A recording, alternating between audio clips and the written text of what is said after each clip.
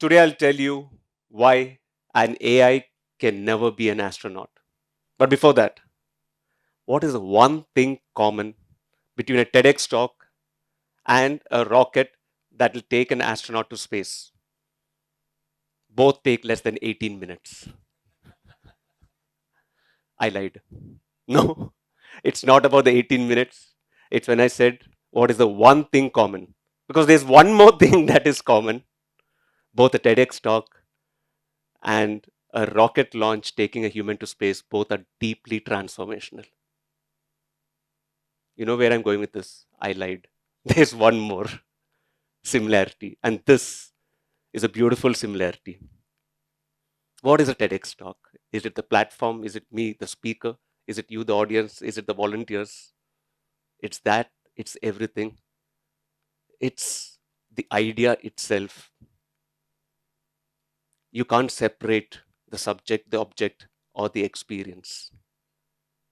When you witness a rocket launch and you're there at the spaceport and we see the rocket standing there, and when the astronaut is inside and you see the tower there with the background of the ocean and the land, and then with 3, 2, 1 ignition and flames coming down like molten sun, and you can feel the vibrations, and everybody's cheering on, and you see this rocket go up almost like in slow motion with the plumes coming out.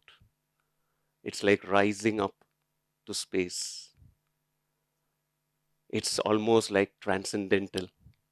And then it goes beyond the visible.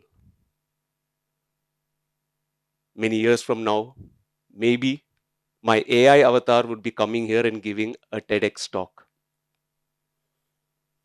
You would not know the difference at all. We know where technology is going. But me standing there, seeing my own digital AI avatar in a robot, will know that's not me. It's a subjective experience which makes all the difference, because the cold sweat in the hands, the thumping of the heart, the butterflies in the stomach is something that makes us beyond the visible, which makes us human, from where the initial idea and the deepest ideas come from. All of you receiving this input will also be maybe AI avatars in the future sitting there, but you know that that's not you sitting there. When my output is going from my mouth right now, all of you are beautiful individual souls and having a different output, which you can never put an algorithm to. The taste of your mother's soup or of chocolate cannot be put into a PhD thesis. It has to be experiential. This, if you take to a rocket launch, same way to something totally beyond the visible.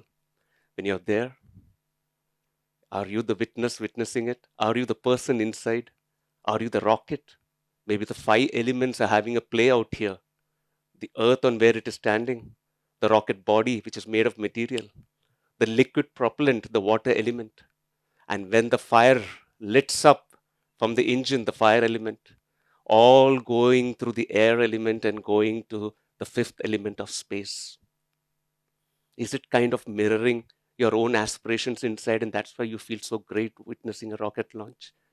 Maybe it's making you also realize that the human experience is beyond this gross body, maybe to something subtler, not even the subtle body, maybe even more subtler, maybe the causal body, maybe even beyond that. Maybe it is because why we feel so great witnessing it is that symbol of going and seeing a rocket going to space and being there almost mirrors the macrocosm is mirrored in your microcosm, and your own aspiration to go from that launch pad of your Mooladhara through the 7 chakras and from your final chakra Sahasrara. Isn't that truly transcendental? And what makes it transcendental is that there's no subject, there's no object, there is no experience. Why? You're everything. Like this very TEDx talk. We are everything. Steve Jobs had said a long time back that's the intersection of technology and design that makes the human heart sing. And that's what an AI will never have. You know, maybe we bring that X factor into a TED, and that's why TEDx is deeply human. There was a long story, legends say, of the sage Narada taking a divine fruit to Lord Shiva and giving it to him. And Lord Shiva wanted to give it to one of his sons. You know the story? There is Ganesha, the god of wisdom, and there is Muruga, the god of war.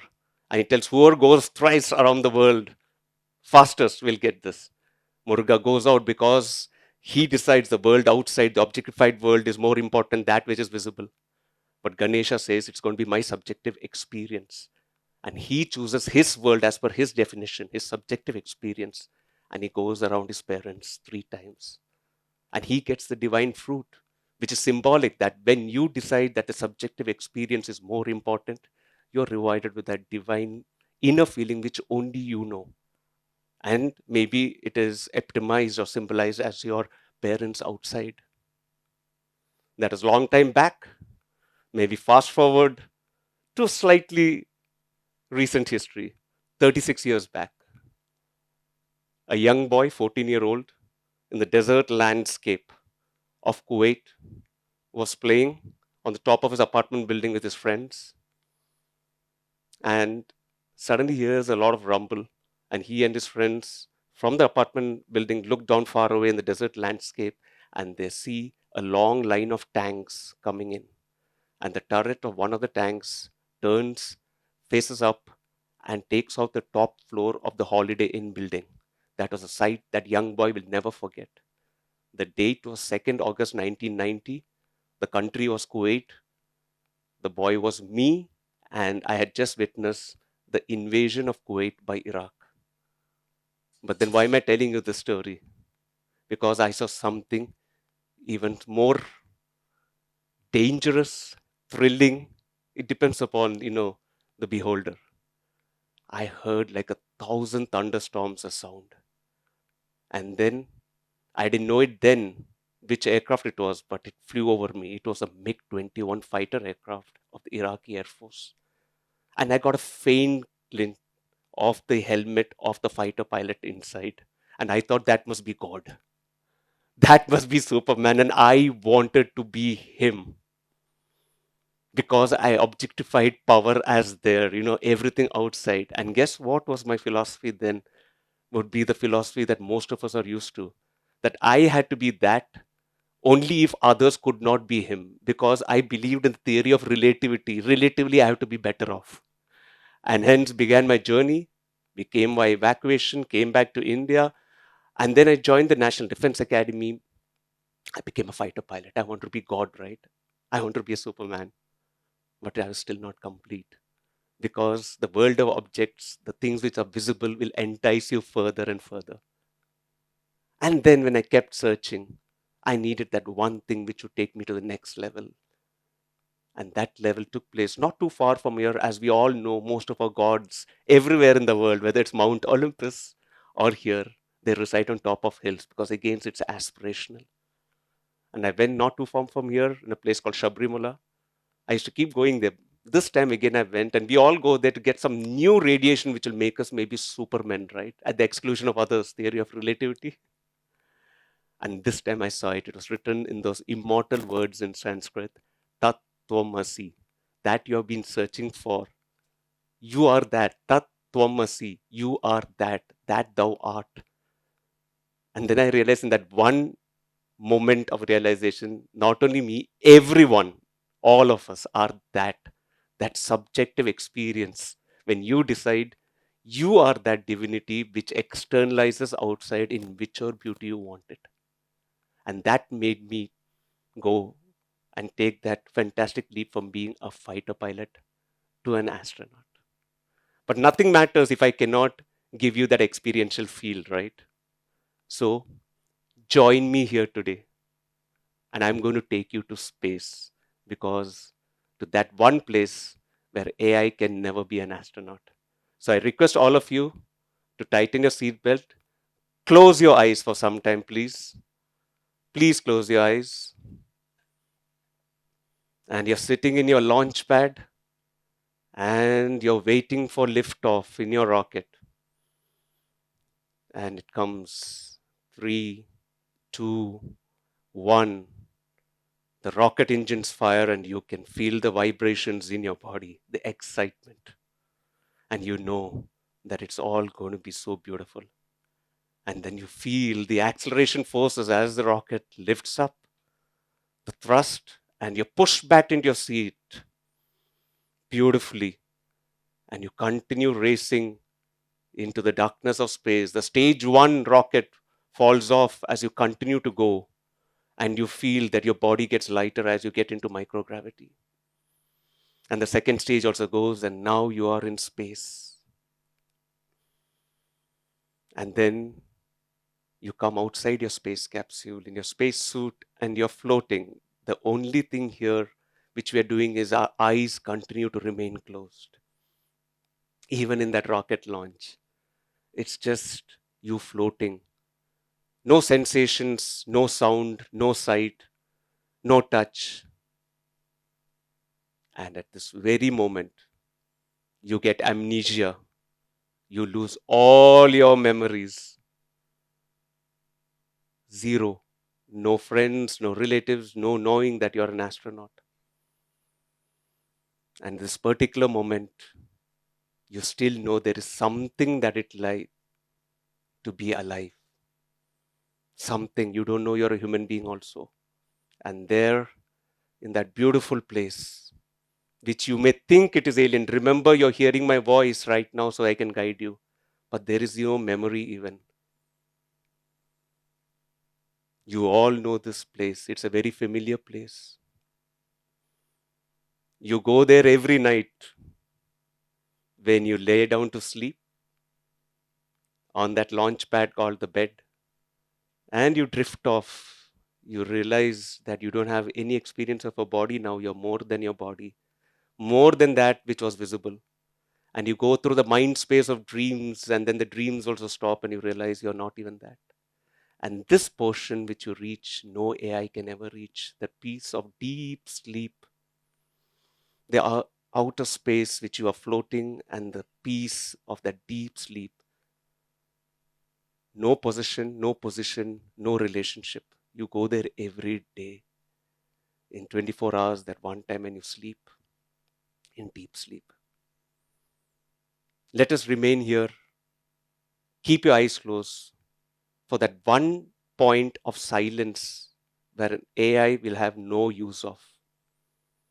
Till you hear my voice again, continue to keep your eyes closed. Do not open your eyes. Remain in silence and experience your pure existence consciousness, which is blissful.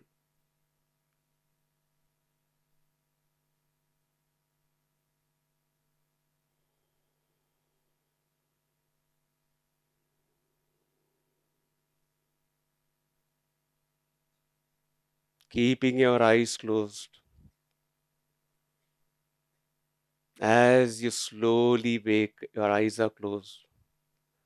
The first idea comes of I. As you wake up, slowly, the memories come flooding in. And then you realize you're an engineer, you're a doctor, you're a professor, you're something. But it all came from that deep place where an AI could not reach, where an AI could not be the astronaut that you all could be. And then you get up, but this time your eyes are still closed, and now you all open your eyes.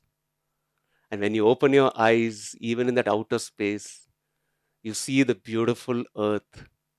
You may open your eyes and you realize that this blue globe is traveling at 31 kilometers per second around the sun, a beautiful spaceship, and we all are the astronauts. This is pure existence, consciousness, and bliss. Our spacesuits are our skin. This is why human beings should continue to go to space. Not only the outer space, but also that inner space with full awareness, because that is one place AI can never touch. And that is the birthplace of the initial idea of I and the birthplace of all thoughts. I am Prashant Balakrishnan Nair. I'm an astronaut with the Indian Space Research Organization. And I thank you, all my fellow space travelers on Earth, for convincing me today why an AI can never be the astronaut.